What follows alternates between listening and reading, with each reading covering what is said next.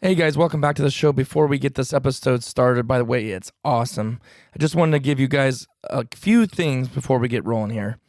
First off, Motion Ducks, motionducks.com. Put in the code MVM, you'll get a free anchor bag, and their shipping is always free. Motion Duck is a great sponsor of the show, and we really appreciate them. And what Motion Ducks is, guys, is it is I'd say a jerk rig / spreader, and I'm telling you, it looks so realistic. It's the most realistic jerk rig setup I've ever seen out there. Plus, it makes it quick and easy to move your decoys around. All right. Also, Eukanuba, best dog food out there. We got chondroitin in it, and they got glucosamine in it. Keeps your dog's joints good. It's got the high 30% protein, 20% fats. It's a great dog food. Love it.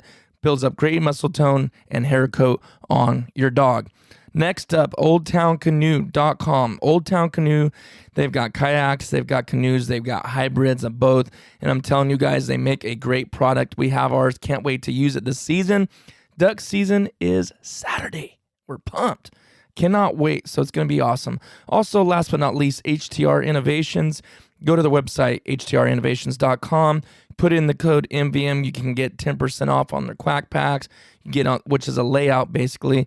You can also get it on all their other products that they have, gun stands, etc. So check them out. Before we get this show rolling today, I would like to ask you guys if you could give us a rating and review if you listen on iTunes. Please, it means a ton. And we're at 86 ratings right now. We got lots of reviews, but we're at 86 ratings. When we hit 100 ratings, we're going to be doing a giveaway for the podcast specifically, the MVM show. So if you can, go in there, get it up to 100 ratings, whether it's 5 stars or whatever you guys want to give, and we're going to be doing a giveaway. All right, guys, let's roll right into this. I think you're really going to enjoy this one. It's about hunting back in the day and how it was in the 30s and 40s and how it is today from someone that has personal experience. Let's get into it.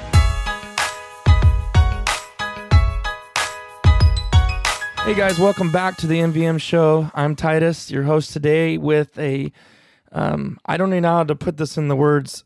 I guess I would say kind of my hero, and in many different aspects. He's also been my pastor for many years, and he's been a pastor over 60 years now, I believe, at the church, and mentor being a minister and on the outdoors and hunting and fishing and spiritual life and all aspects of my life. I'm so glad for you to be here today, Brother Hilton. Good to be here, Titus. And I'm really glad that I know we tried to make this happen a few times, but Finally the timing's right and we're here today.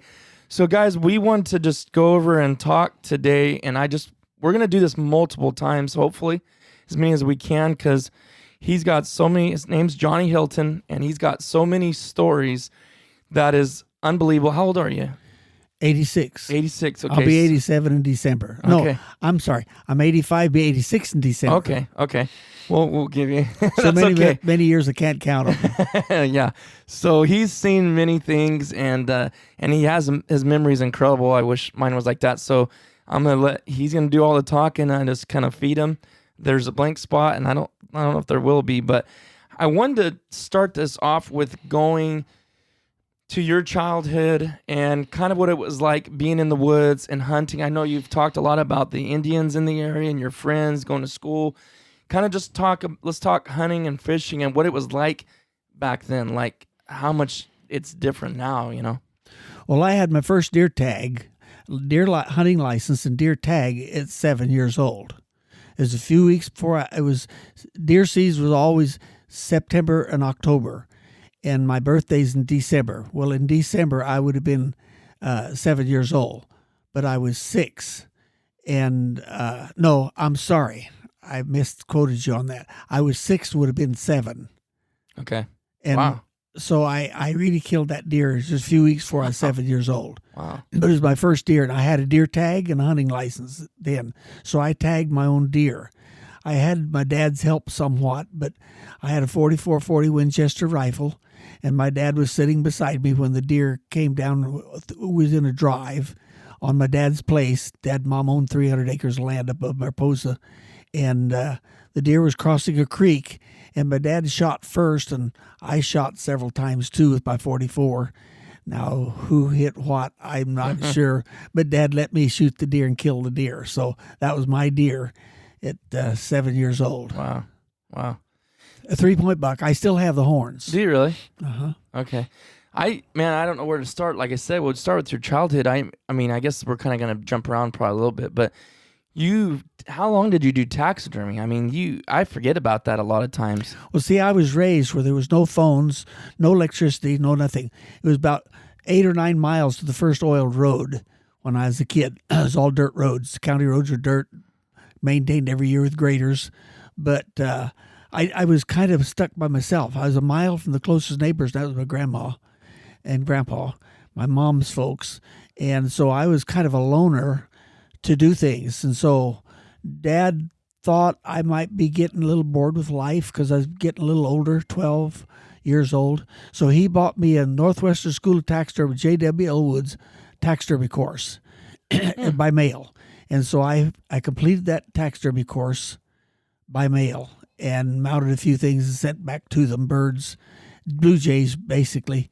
And that's kind of where the taxidermy thing started. Then I mounted a few deer heads for neighbors right around there. Didn't get much. I think I mounted them for about $8 a piece back then. Of course, at that time... That was decent, though, back then, maybe? Well, it was... I made $1 or $2, I guess. I don't remember what I made. But by the time I bought the forms and the eyes and so on, and the clay and things to model to fit the eyes, it didn't have much in it, but I was learning. And so I did that until I got a little older and began to venture out a little further into perfection. And I got pretty good, I think, at mounted a lot of quail because quail was all around our place. I mounted dozens of quail and a few ducks, went duck hunting, mounted a few ducks, mounted a few pheasants, and then mounted several deer heads, mounted a whole antelope one time and a whole deer one time. Built bodies myself because at that time there wasn't supply places to make those paper or styrofoam bodies. So I built my own bodies. I kept the bones out of the legs. Oh, wow. So I'd know how long they were. Yeah. And I paper measured. mache, like, was it paper mache body, like the body Well, forms? I used paper mache. I mixed it with water and made it myself. And I did it with tow, Excelsior, or whatever you want to call it, that they package stuff in. And that's what I made the basic part of the body and finished it off with paper mache on the outside. Oh, okay. I got you. I don't think I even have a picture of those deer. I had a bear for a long time, gave it to the high school, and ended up somebody got it, stole it or something. Really? And the police department called me and told me there's a bear down there, thought it was mine. I went and got it, but it was pretty well wasted. And I mounted a whole deer. I really don't know what happened to that deer body, but probably just went to pot. It was not that good because I was an amateur at it. But then they began to make bodies. You could buy bodies. You can buy a body for anything. I got a whole moose in my house. I bought the whole body. They sent it out on a truck from back east where I bought it from to here. And I got that whole moose mounted in my house. My daughter got that. We need to do, I don't know what I'm thinking. I need to come over there and get video of that and put it on the YouTube channel. Okay. Of your whole, your incredible trophy room that you got. Then I don't know. I've got several things in there that I did. I did my wife's deer head. She got in Wyoming back when we were in our 30s. I did her antelope head. She got when she was 34 or 5. And, of course, in later years, I've went places like to Africa, and I mounted things, had things mounted. I got a whole mounted male African lion. I got a female African lion.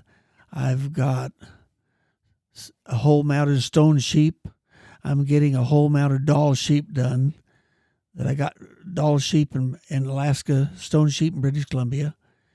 I did years and years ago. I shot a mediocre bighorn ram on the South Fork of the Salmon River when I was in my 20s, and nothing. Here in California? No, in Idaho. Oh, okay. And I've never shot a desert sheep, even though I put in for the tag. Got many points, but maybe I'm 86, so maybe if I live to be 100, I might finally draw that someday. How long have you been putting in for that?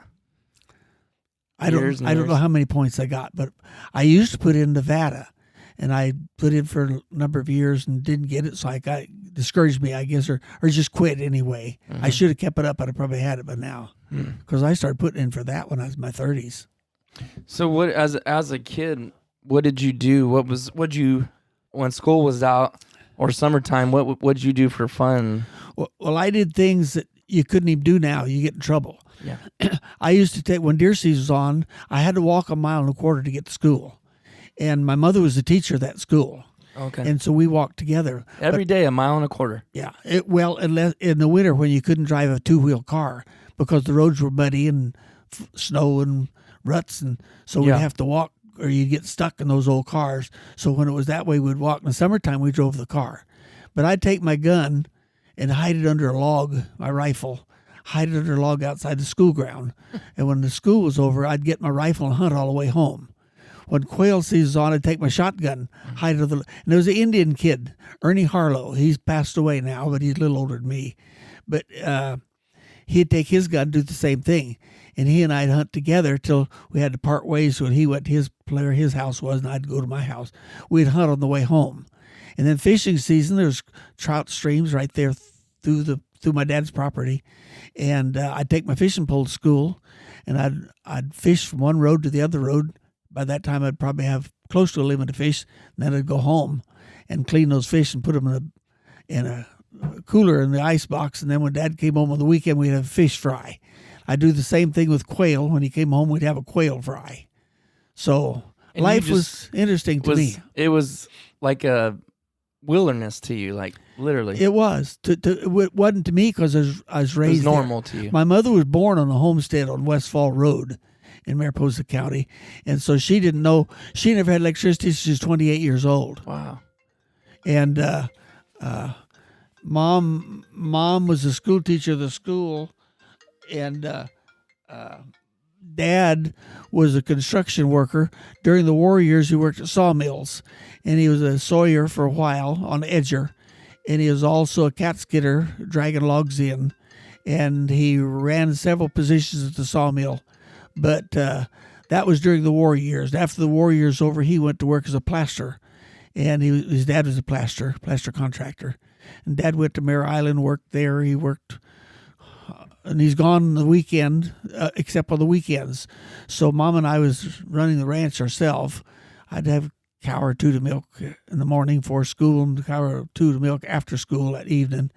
And Dad would come home on the weekend, and he and I'd help me. He'd help me do those things. Then we'd do our deer hunting and our quail hunting and whatever. To entertain me, fishing, whatever he did to make my life interesting as a kid. Right. Now, was there just a big population of Indians in that area? Because what tribe was what were they? They were the Miwok Indians. The Miwok Indians. Okay. Some Chickchansies, but most of them were Miwoks. But they were just like the rest of us. In fact, I did more with the Indian kids than I did with white kids because I liked horses and I rode horses all the time, and also hunted, and they hunted all the time. So I was with Indian kids a big part of my time. In fact, since I became a minister, and then we got old, I actually did most of those people. You want me to click that thing on silent for you? So you're what I did. People want him very bad all the time. So I did most of those Indian kids I went to school with that have passed away. I did their funerals even, and they loved my mother. They liked me. I was with them so much. Then I became a minister, and they knew that. So when they passed away, they'd want to minister at a funeral, and they knew me, so they'd call me, and I would do their funerals, and I had a royal life. Didn't know it. I thought it was just normal, but it wasn't. Yeah. No kid now would have. What kid could kill a deer at 7 years old and put their own tag on it? No. They wouldn't even allow you to do that anymore. What kid could take his gun to school and hide it under a log, and after school go deer hunting on home? What kid could do that? It's just something that can't even be done no more. It's just not. It's not happening because it's just not the way life works now. We didn't have a telephone. The only telephones we had was neighbors around the community, and they hook up to the line themselves. Those crank phones. Mom's phone call was 2 shorts, a pause, and 2 more shorts. My grandmother's was 2 longs, and everybody had their own little. When you heard that ring, you knew who it was. They was calling. And no connection with the outside world whatsoever. No electricity, no electronics, no nothing. So really, I had to create my own excitement. Yeah. But I just thought it was a normal way of life. Now then, kids would be bored doing that, but I wasn't bored at all. In fact, I really had a royal life and didn't know it. Yeah. Did you have a certain thing that you liked doing more than the other, or just everything was just as fun to you as hunting far as and everything was fun? You made everything fun, but hunting and fishing were my 2 choices. I never played baseball. I did at school, but to think about being a baseball star or football star, I didn't. I was too engrossed in hunting and fishing. And who would you say like taught you everything? Was it more learned by yourself, or was your dad? My dad. He was the one that taught you just tracks and types of animals and everything. There wasn't nothing made a track. I didn't know what it was. No bird or animal made a noise that I didn't know what it was. I was just lived with them. I was right there from the time I was big enough to know what things were, sounds were. And kind of fun to have had all that in my background. Right. Because still to this day, some people don't know a lion track from a dog track, or coon track, or any other kind of track. They just don't know. But I knew all those things because I was raised. I was part of the environment at that time. Yeah. Now, did you always go everywhere by foot, or did you get a horse later on when you got a little older? By the time I was 12 years old, I had a horse and saddle. I trapped too in the wintertime. Oh. And with a horse and saddle, I could get further away from the house than I could on foot. Yeah. So that gave me it extended your range quite a bit. Before I was old enough to drive, it extended my range, yes. Now, did you heard about how they totally outlawed trapping now in California? Yes. Yeah. What was your, what'd you trap in there? What's kind of some of the things that you seen as you were trapping as a kid? I trapped coyotes. I trapped bobcats. I trapped ringtail cats. I trapped fox. I trapped coons and skunks. We don't even have ringtail cats. Oh, yeah, they're there. Are they still? Now, what did you, and you were doing it for a purpose, though, wasn't just... I was selling the hides. That's how I bought my horse. Now I paid what Dad didn't pay of my first gun. Oh, you did? Yes. My 4440, I paid... That was old Sheriff Warfield, Merced County, around the turn of the century. Had a 10-gauge lever action sawed-off Winchester shotgun, and he had a 4440 carbine. Those were his saddle guns when he went out on a posse, horseback, of course. And his widow lived quite a while after he passed away, and my grandfather did some patch jobs at her house, plaster patch, and those guns were laid in the corner. And he asked her, Miss Warfield, he said, "What are you going to do with those guns?" She said, "I don't know. They were my husband's posse guns." And he said, "What would you take for them?" She said, "What would you give me for them?" He said, "I'll give you a day's work for them." So she sold him those 2 guns for a day's work for each gun. Wow. Well, he had that old 4440, and he sold that to me for $6. Then my next gun after that was a 2535 carbine. No, 2530 long barrel, octagon barrel, double set trigger rifle. That's what I killed my first deer with when I was 12 years old by myself. And you were out hunting all alone. There was nobody out there. Wow. Yeah. And could you shoot does back then too? Shoot what? Could you shoot does back then too, or did they still have bucks only? Just bucks. Bucks only. What was the size? Fork and horn or better. It's fork and horn or better. So they've kept that pretty much the same. But were you on other people? Were you mainly on BLM land, or did you just do everything on your guys' property? You had 300 acres. You know, there's probably 3 or 4 ranches around our ranch, about the size of ours. And everybody knew me, and I knew everybody. They would actually get almost upset at me if I asked about if I got on their place. One guy told his old ex-highway patrolman, Jim Guard was his name. He's a motorcycle cop from Merced back in the 20s and 30s. And I asked him one time if I could trap on his place. He said no. And then I knew his didn't mean it that way. And he said, Johnny, if you ever ask me again, I won't let you. I said, you don't ask me. He said, just go.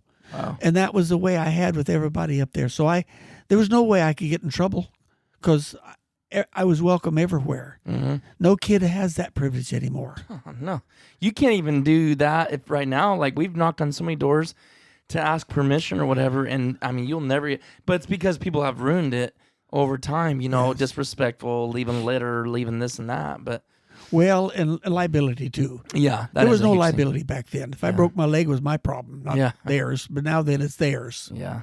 And people take advantage of that now too. Yes. They put it on them. So yeah, I remember hearing as a kid growing up in church, hearing you talk about shooting, how you were, not that you were bragging on yourself, but you were talking about you shot so much that what were you guys doing? You said you would, I don't know if that was with the 22 where you would throw like 22. Was that 22 and you would throw, what were you throwing up in the air and A shooting? Marlin 22 with a half buckhorn sight and a real small bead made out of a penny on the front side so you could see something little. And Dad would bring a brick, which a brick is 500 rounds of 22 shorts. About every time he'd come home, he'd bring that. Well, he and I'd go out in the yard and we'd throw things up and shoot it like pet milk cans. And I got to where I could shoot a pet milk can one time going up when it got up the top and stop one time when it come down the top. I hit it 3 times before it hit the ground. And then that got to be not much of a challenge. Of course, young eyes, you can see perfect. And I got to throwing like old flashlight batteries up, and that become an easy target. So then we got to throwing marbles up. Dad was about as good as I was, and he'd throw marbles up for me, and I'd throw marbles up for him. We could break 3 out of 5 almost out of the air. The trick of it is shooting a marble, it's awful little. And everything goes up has to stop before it can come back down. And if you get the rhythm right, when that marble stops, you shoot it right out of the air like you're shooting a still target. And it takes a little practice, a little coordination with learning to be able to catch that very moment. But when that marble stops, you can shoot them. So would you just follow it up and then it hit that peak and boom? No, or did you wait till it hit the peak and then? He'd throw it up. I'd throw the gun up and catch it at that peak. I probably couldn't even see the marble now. It was just all reflex almost. But my eyes aren't the way they were. Well, yeah, you mean back then though? Back then, I didn't need glasses or anything. I just had perfect eyes, and I could catch that. The reflex, I'd catch that marble and stop, just raise them, bang, and I'd hit 3 out of 5. Dad could do about the same. That's pretty good. I don't think I could do that. We shot thousands and thousands of 22 shells like that. I bet. In fact, I brought one of the Indian kids up with me one day. He didn't believe I could do that, I don't think. So I brought him up and had him throw some things up, and I shot him. And he went back home. He said, there's 22 shells all over the ground up there. Well, Dad and I shot right out in our front yard. There's no lawns then. It was just dirt and dust and pine needles. And he saw those 22 shells. He knew then how much we shot. Then as progressing, getting older and going through your child and stuff, and then you just graduated high school, what'd you do after that, after getting out of high school? Well, I went to plastering, for one thing. When a kid gets old, he wants a little money. And Dad couldn't give me money like he was a rich guy. He'd give me money once in a while to buy things I needed at school, but I wanted like a car. And so in my junior year, I moved from Mariposa to Merced with my grandfolks. And so I could work on Saturdays and on holidays. And if I catch my work ahead, the principal let me off for a week sometimes at a time. And I made enough money to buy a car. My first car is a 39, sold in 39, but it was a 40 Pontiac Club Coupe. And I bought that for $350. And that was in about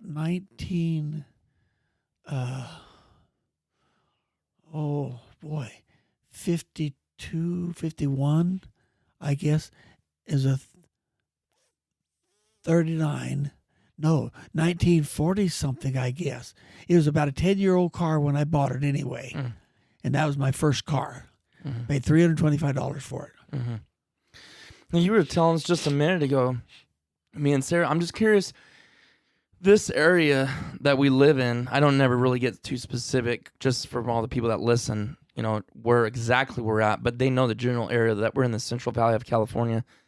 But I'm like wondering if we could go back, 60 years or 70 years back and see what this whole area looked like, and the Merced River, and just like you were telling us about the sawmill, and like, did you hunt as a young person all down the and fish down the Merced River and all that stuff?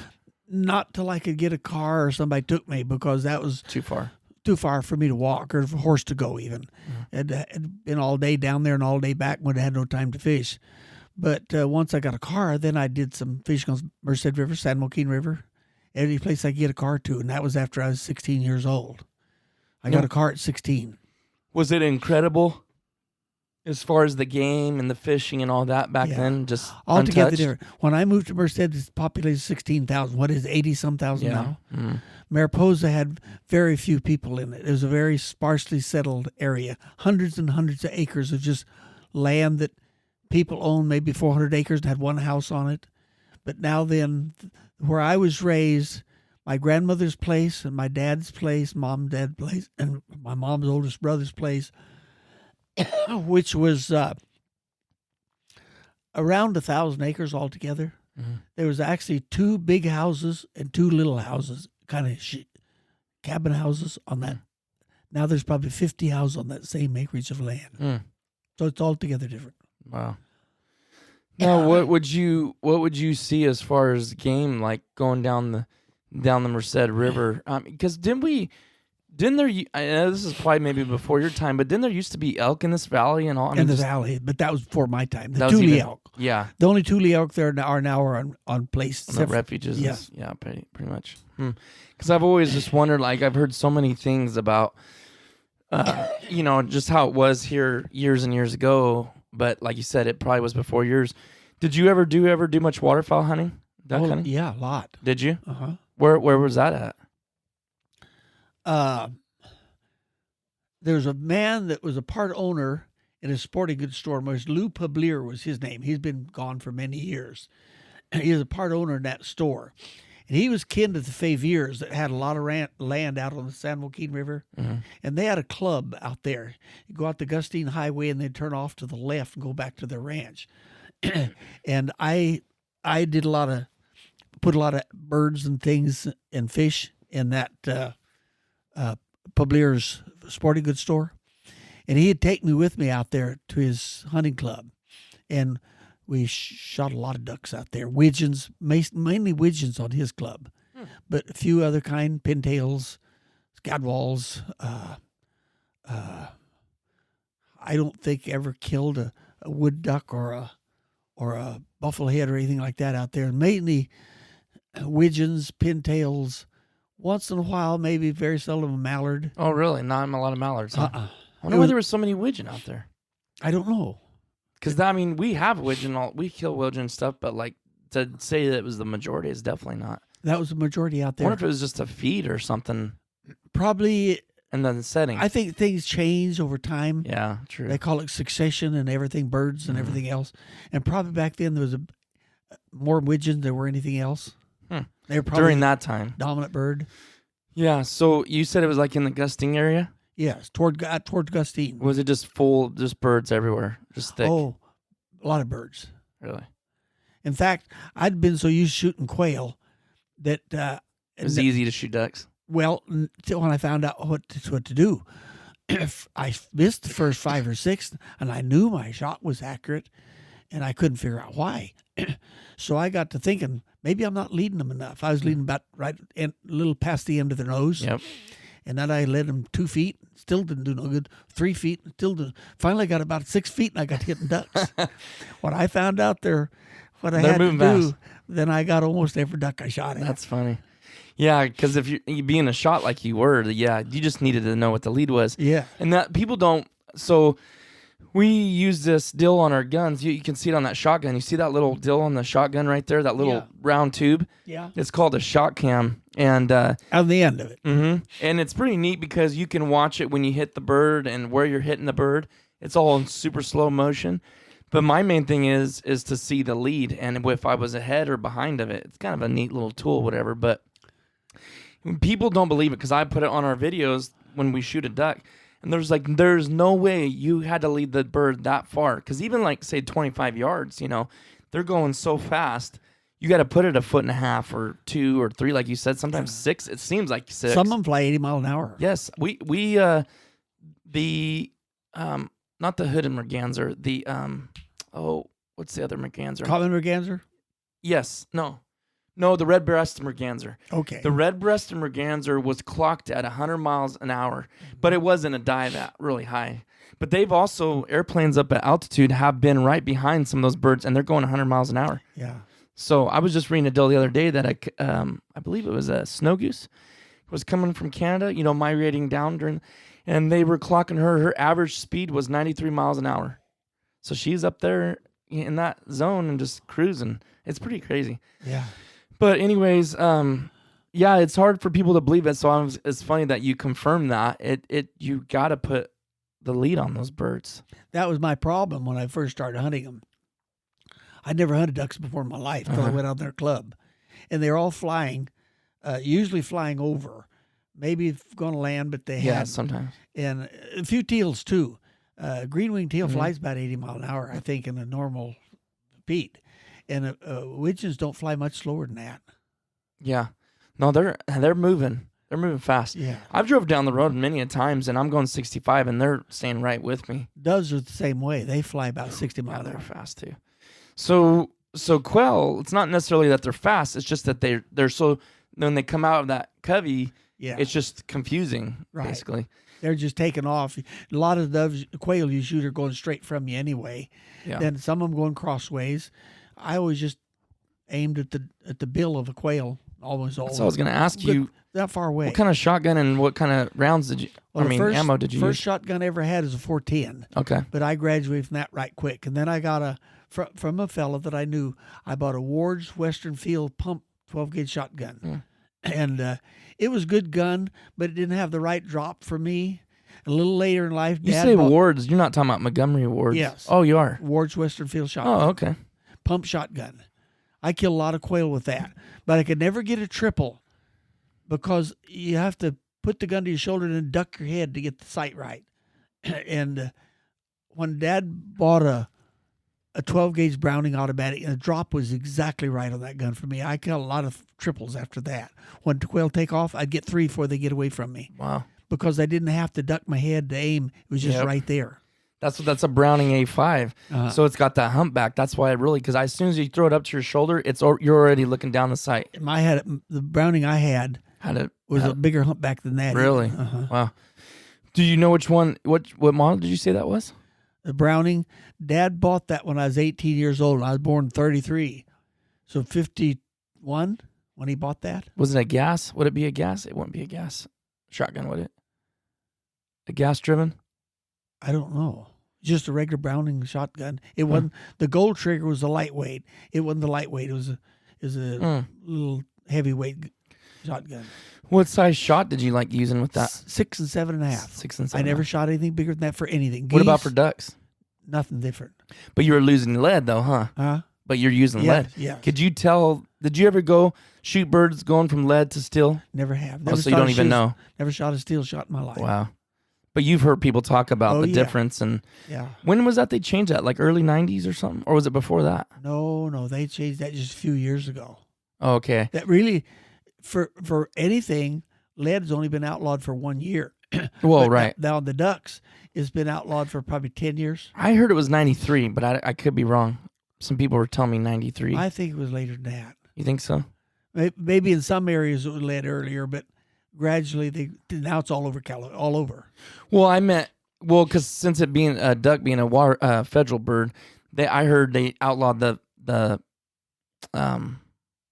lead all waterfowl, and but other than you're talking about like upland and all that stuff, that's not been very long at all. That was last year, I think. I haven't had ducks for a long time. I haven't hunted ducks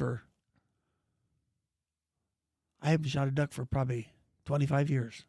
That's still not. Let me see here. So 25, we're 19. Where are we sitting there? 80. I can't do math in my head right now. No, it'd be like 95 or something. 90, yeah. So 94, 95. So you did hunt some up till then, huh?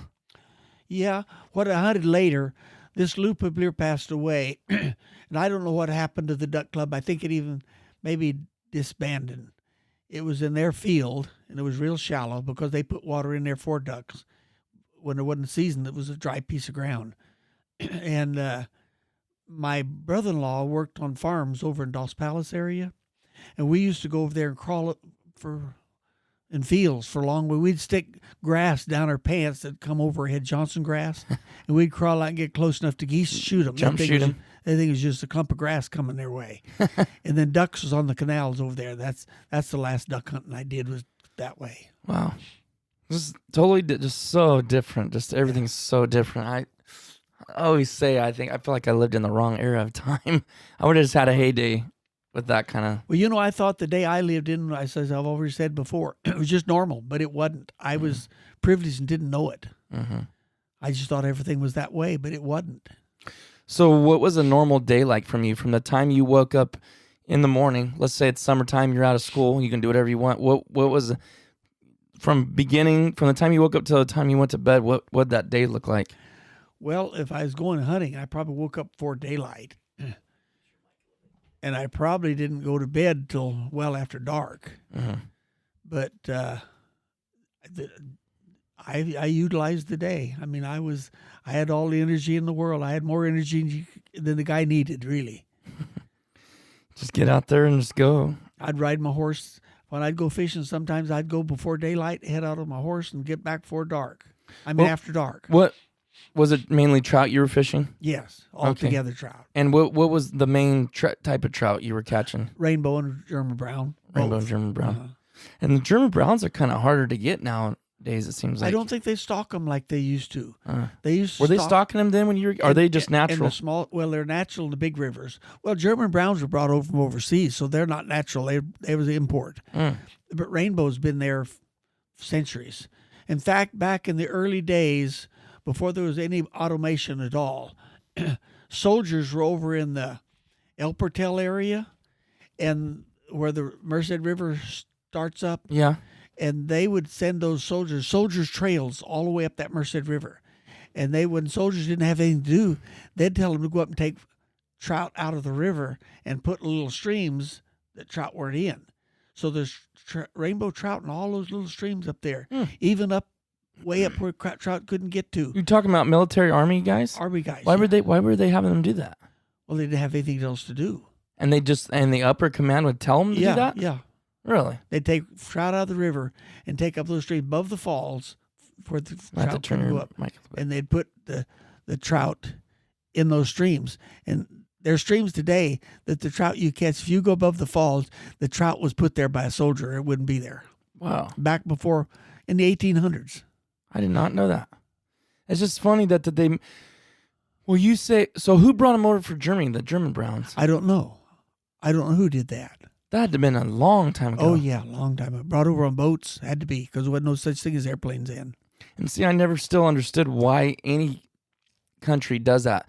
Like my boss is, I think he's 76, and he's from New Zealand. And he said that he of course he loves his country, but he was saying that there was nothing over there that could bite you, sting you, or hurt you. But then what people started doing is they started bringing things over there. And I'm like, why do they do that? Why do people want to bring other animals, other creatures to other places? I just don't understand that. They always did. Always did that. See, you can't do that now. Mm-mm. But back in that's why we got exotic animals in Texas, is because when World War II was over, some of those military guys like Rickenbacker and those people, they brought exotic animals, and they practically get land for nothing in Texas. They'd fence in maybe 15,000, 20,000 acres, and they'd put exotic animals in it. That's why they got so many exotic animals in Texas. They brought over years ago. Wow. That's crazy. Yeah, what was it? There was some, what's that they shoot there a lot in New Zealand? They're way up on the high in the mountain. They're got that long there's a coats. tar. That was not from there, I don't think. Was it? I don't think the tar were from there. From New Zealand? Yeah, originally. I think that's where they came from. They are?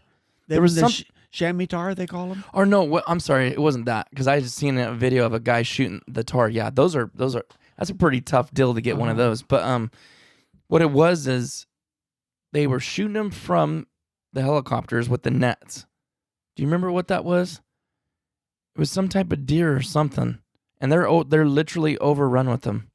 Oh no! And they were making millions of dollars, like shooting nets at them and catching them and killing them and selling them and getting them off the island. And today I asked him, he said they're still overrun. In fact, one of the helicopter pilots that did that, I can't remember what he was saying.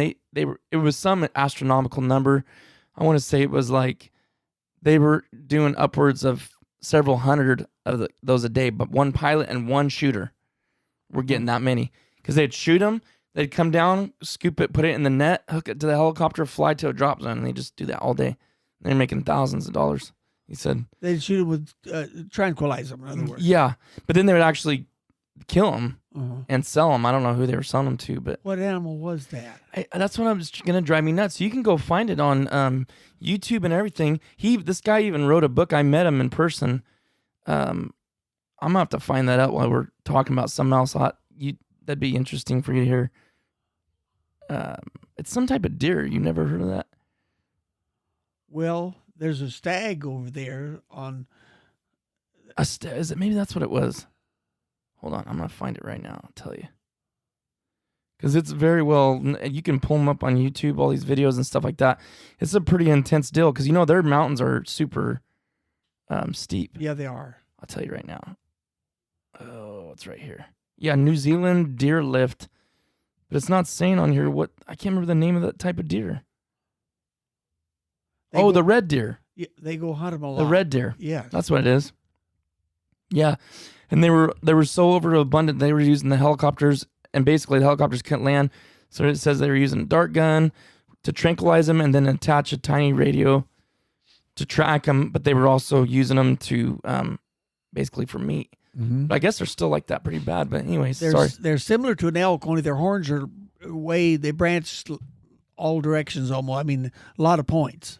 Yeah, they're pretty neat. Yeah, kind of look like I'd like to go there reindeer myself. or something. Yeah, I would love to go there just for how beautiful it is there. I know. And the videos I've seen, they've done a lot of films over there too. But some of the YouTube guys I watch that hunt them, they go up there, and he said it was the hardest thing he ever did in his life, climbing up there to shoot one of those tars. Mm-hmm. He said it was, and it did it. You could tell it was like, oh man, that was, because I know Johnny, and Barney are guiding, and I know there's some places up there in Wyoming and Alaska that's pretty treacherous. I want to. Well, let's jump into, maybe it's been 40 minutes, but let's jump into like your some Alaska stuff, some of your experiences in Alaska. Well, I've been to Alaska probably 12 times, and some of them were just trips. Several of them are hunting trips. I've killed 2 tall sheep in Alaska in the Chugach Range, out of Palmer, Alaska, up by the Matanuska Glacier. And then I shot a mediocre ram the first time. A close friend of mine passed away while I was up there, and I told him I had to get out. And so the guy told me I could come back and finish my hunt later, and I did, and that's how I got a mediocre ram. Then next time I went, I drew a tag in the Chugach Range where there were some larger rams, and I did get a record book, not an all-time record book, but a recognized ram, 40-inch doll sheep. Oh, really? In the Chugach Range, up out of Palmer, Alaska. And that was I was 80 years old. We walked 2 days into there, and then next day up into the rugged country, and the ram was in that rugged stuff. But fortunately for me, he came down where it wasn't that hard to get to. And so I shot him at 400 yards away, and he's up in some rough stuff, but I wasn't. I was down where it was fairly easy to walk, and we didn't go up to get him after I shot him. If he'd have been up some real rough stuff, it'd been a lot more complicated than what it was for me. Mm-hmm. But that was I'm 85, so that was 5 years ago this fall, I guess, when I went up there. I remember that. Rooney. I've seen those pictures. We kind of have some funny story for those of you guys that are listening today. He could tell you more detail because I was just a little kid, but we were talking about Colorado, how my dad, he says he never gets lost, which I don't think he was he lost? Your dad? No, he just couldn't get out. Yeah. It got dark on him. Yeah, and he didn't have a light or something? Or was it flashlight. Just too rough? It was just too rough, but though. He's afraid to get himself fall over a bluff or something. Yeah. It was the Book Cliffs below Rifle, Colorado, and we hunted there, my son and I and him.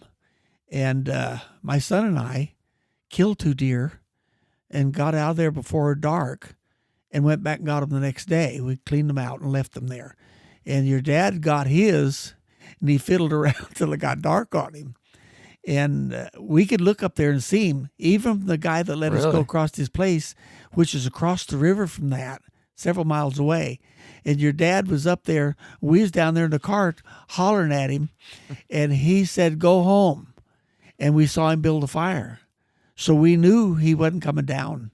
How far away was he that you could actually hear him yelling down to you? Oh, probably half a mile. Really? Maybe you a could little hear him. over. It just echoed. You couldn't hear what he said. I just knew he said, "Go home," or "Lee, I'll see." No, he said, "I'll see you tomorrow," and I heard the tomorrow thing, and I saw him build a fire, so I knew what he was fixing to do stay all night. Yeah. So we went back. The guy William Allen was the guy. William Allen that let us go over there. So I went over his house, and you could see his fire from that guy's house. I said, "Do you think we should go get stuff and go up there and get him lights?" And he said, "No." I said, "It's not going to get cold tonight. It's rather warm night." And he said, "He'll be all right. He's a tough man. He'll make it." So we went. You was with us. We went, got a motel room way before daylight. We got up next morning, went, got breakfast, and got him something to eat. We drove back over there, and it was getting about breaking day. And David and I and you walked up to your dad. Oh, we went all the way up there to where the deer was. Up to Oh, okay. And he said he couldn't see to get down. So he knew it was dangerous because he went up there. And he didn't want to come back down in the dark in that same place he went up. Yeah. So he figured it was safer to stay all night and come back down the next day. Was it just us 4 that went on that trip? Yeah. Because we went a few times. I remember Johnny was there, Barney. They weren't this time. Okay, not this time. Just me and you, your dad, and David. See, you verified that I went hunting since I was like 5 or 6 years old. You were 6, I think. Yeah, people were like, "You've really been out there?" Yeah, I don't remember much of it, but I do got the pictures to prove it and the stories. Well, I've got pictures of your dad and his deer and all the deer we got. That was fun. How many years in a row did you guys go there? Probably 3, maybe 4. Just because it was good 4. hunting, you guys just kept going back? Or? It was extremely rough. In fact, if you weren't careful, you get yourself hurt in a place like that. But we were careful enough not to let that happen. And so, no people there. I saw 1 or 2 guys up there before us that were there when the years we went. Other than that, there's no guys. So we had a haven to ourselves up there if you wanted to go in there and get them out. It's a big job to get them out. Do you think it's any good up there still? Oh yeah. If you can get across land to get there. It's private land down the bottom. And this guy let us through his place to go up there. I remember that. Somehow, I don't know why, but I remember. Remember those awdads that were up there? Remember seeing those? It's like I kind of like faintly feel like I do, but in fact, I saw him, could have shot him easy, but I didn't know if you're supposed to or not. I asked the landowner. He said, "I don't think you better." So I saw a game warden one day uptown. I went to somewhere uptown. I saw a game warden. I said, "Those aoudad sheep over there, what are you going to do with those?" He said, "Kill them, get rid of them." He said, "If you say, shoot them." Oh man! And so it was the day I was leaving, I think. And so the next year I went back, but they had already shot a bunch out of helicopters. The Fish and Wildlife had. They didn't want them getting in their own native sheep territory. And so the next year I went back. There was a few still left. And one day my grandson and I went up there where we went up and parked. And they were going up the mountain. And there was 1 ram and 2 rams, but 1 big one, 1 little one. And so I waited till they got out of sight. And so he and I got out and slipped up on top. And they were about 300-400 yards away feeding on the top. And I shot that biggest ram. And but they've had about all gone already. They're probably long gone now, right? Oh yeah, there's none there at all. They just eradicated them. Yeah, I wonder how they got there. a fellow that had them raise them exotically somewhere in that vicinity. Something happened in his fence that he had them in got tore down, and they got out, and they multiply quick. Mm-hmm. They adapt to habitat real well, and they're very hardy animals.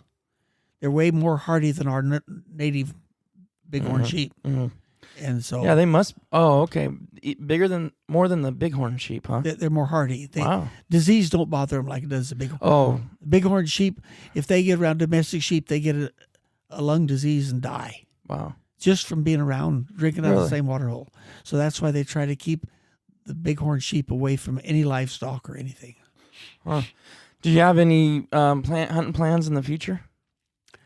Yeah, if I can draw the tags. Where is that? Well, for years I've applied for the desert bighorn in California. I never drew one. For several years I tried in Nevada, never drew it there. So I kind of gave up and came back to California, applied here. I've applied for Rocky Mountain Bighorn, Wyoming. I don't know how many points I got, but I've never drew that tag. Hopefully I can one of these days. Hopefully I'm still healthy enough. 86, you're living on borrowed time. Well, you still get around just as good as anybody else. I can get around pretty good. Yeah. I can't keep with, I'm nothing like I was when I was in my 20s, my 30s, right. but I can take my time and do it. Yeah, yeah. Because you're still going. You and little Johnny went, and Barney went deer hunting just not that long ago. Last weekend? Yeah, up in our country here. Yeah. Well, I've hunted several times up in our country. Yeah. Sure. Well, I mean, your whole life. I mean, you go pretty much every year. Don't you pretty much hunt somewhere? Yeah, I don't think I've missed a year. Well, you talked about me being a minister. I traveled for a year or two. In one of those years, I didn't even buy a hunting license or tag that year because I wasn't even home. So that 1 year I missed. Outside of that, since I was 7 years old, I've had a deer tag, and I'm 86 now. I got one this year. So I've had a tag every year since then, but 1 year, I think, a deer tag. Yeah, that's pretty incredible. From the time you're 6. Back basically. then, a bear was a predator. You didn't have to have a tag to shoot a bear. Oh, really? Now then you have to have a bear tag. I didn't know that. I thought they were always tagged. And back when I was young, you bought a deer hunting license and tag, and the tag was 2 deer, and you got it anywhere in California at that deer tag. Wow. I've hunted in Alturas. I've hunted up in a likely area going on 395 out of Reno, over in the Blue Lake area. I've hunted all in there. I've hunted all over these mountains here, D7, D6 now. Was that all D7 before?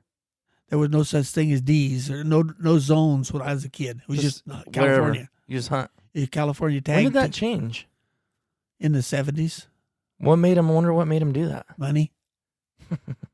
Somehow it always comes back to that, don't it? Bear tags that used to shoot bear didn't cost you anything because there was no such thing as a tag on a bear. Now a bear tag's $40. Do you think that's ruined? Do you think that's ruined the hunting, making zones like that? I mean, in some ways it has to a guy like me because I'm limited to where I can go. Yeah. To some guys that grew up in that, it maybe enhances it to them because they've only so many people can be in that area. Yeah. And I guess there's way more hunters today than I don't know what the population of hunters are. You can look it up. I just don't even know what it is. But I was just wondering because I know everything that's done. It involves money, and every single year everything goes up. The hunting license when goes I was up a every year. kid, I bought a hunting license for $3. I bought a deer tag for $2.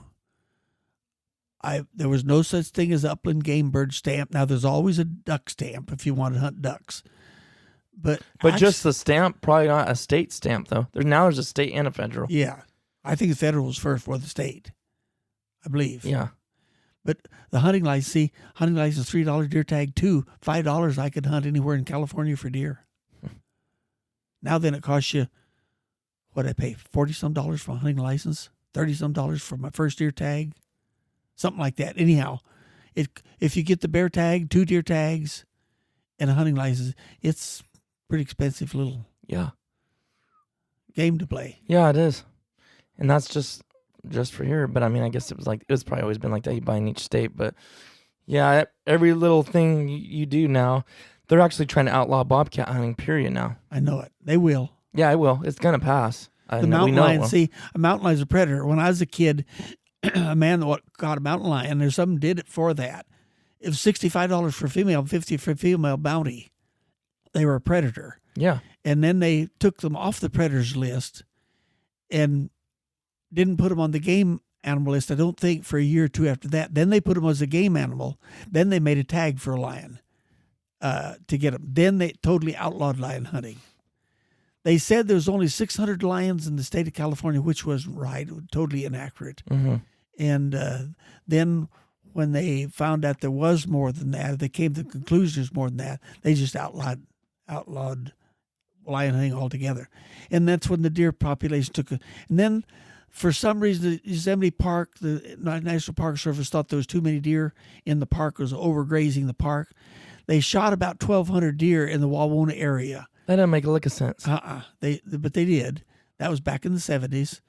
And then they took hunting off the lions. So the deer haven't had a chance to have a comeback. Yeah. Between the lion population and all of that kill off that year, the deer's just never made a comeback. Back in the day, it probably must have been infested with deer. Oh, I could see a buck almost any day I hunted. Now you're lucky if you see a doe every day. Exactly. Yeah, and that digressed quickly too, because I remember 10, 15 years ago, you could always see does, but you never see a buck. Now it's like you said, you can't even see a doe hardly. I've found deer that lions have killed, evident through lion kills, and I took pictures of it and sent it to the Fish and Game Department. In fact, one buck, pretty good sized buck, 5 or 6 point buck. My brother-in-law was hunting bear with dogs, and the dogs got down there, and he could tell they quit barking. He set them on a lion track, and they quit barking. So we went down there. He heard them doing something. Went down there, and he was eating on that deer. It was practically all gone, but it's chewing on it. And that lion had buried that deer up under a log and pulled leaves on it. And so I went down, got it, and I drug it up to the road and threw it in my pickup, and took pictures of it and sent it to the Fish and Game Department. They sent me a thank you letter, but didn't say too much. Uh-huh. What it was, they were protecting the lions at that time. And the lions was more important than the deer population, I think, to them. Protecting the lion was more important than protecting the deer population. So they didn't say much. They just sent me an acknowledgement letter. They got my picture, but I don't know what it meant to them. Yeah. Or they eat that, or they just thought, what are we going to do? Because, it goes up higher than us, probably. I just wonder who that is that really makes the final decisions. Is it the...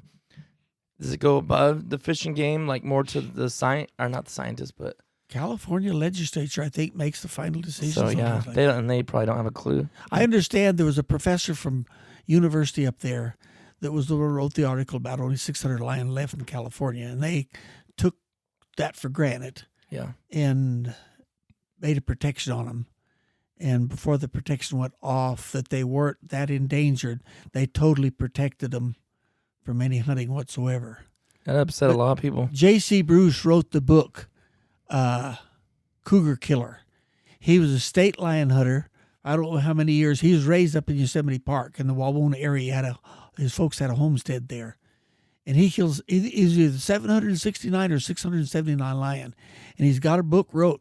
You Google it up, probably, Cougar Killer. And he told story after story about finding deer kills that lions had made. Well, he got to hunting, and he got to hunting for the state. The state hired him. And he went all over California removing excess lions to where the deer and lion could both live comfortably together.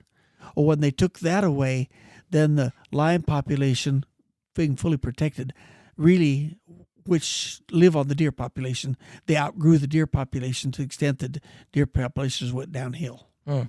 And it can't get back up because there's too much against it. Yeah. See, I've had a deer tag all those years. I've seen deer killed. My son was born in 1959. Last deer I killed, he was 15. I've watched my grandkids shoot deer. I've watched my kids shoot deer that I could have shot and didn't because I'd rather see my kids and grandkids shoot than I would myself. Mm-hmm. I shot my share. And so, but I haven't killed the deer since David was 15 years old. Wow. in California. Okay. Yeah. Wow. And that's not because is that because you just haven't seen the deer, or No. you just were letting? I was letting my kids. Yeah. I was usually always with a grandkid. Yeah. One of my daughters. My daughters have all shot deer. My son has shot them. I was with every one of them when they shot deer. And even some of my grandkids, I watched some of my grandkids shoot deer. Mm-hmm. It was always more fun to me to see a kid do something. It wasn't me, a guy that shot so many. Right. I almost saw grandkids quarrel over who's going to get to shoot the deer. I bet when that thing steps out, and it's a nice buck. In fact, Sarah and Jonathan and Stephen were all down on Iron Creek country, and there was a deer at the coming, and Sarah wanted to shoot it. She was the girl. Yeah. And she's a pretty good shot. And the boys kept saying, if you don't shoot it, we will. She says, let me shoot it. And pretty soon, bang, and she shot it and got it. But if she had to, the boys that shot that deer. They're making her nervous by saying, if you miss, we're shooting Yeah, it. that's what they were saying. That's awesome. Well, we better go. I know you got some things you got to do, and it's 11:50 right now. So we, like you said, if you can get back and we can do this again, a couple more in Thomas, and maybe Yeah, Travis will be be glad here. to. Yeah, and that even maybe little Barney was talking about coming over with us too. So anyways, thanks for coming on. Thank you. Appreciate It's been a pleasure. Let me sign off by saying this. It's been a pleasure the last few years to go to Alaska hunting and have my grandsons as my guides. That's cool. That's a privilege. Another That is. privilege I've had very few people have. That is cool. All right, guys. Thanks for listening. Hope you enjoyed it. Let us know in the reviews. Write it down if you want to hear some more from Johnny Hilton. I know we're going to have him on some more. Hope you guys enjoyed it and hear the old ways. And if you got any questions, put it down in there. Leave us 5 stars and let us know what you thought. All right, guys. We'll see you next time.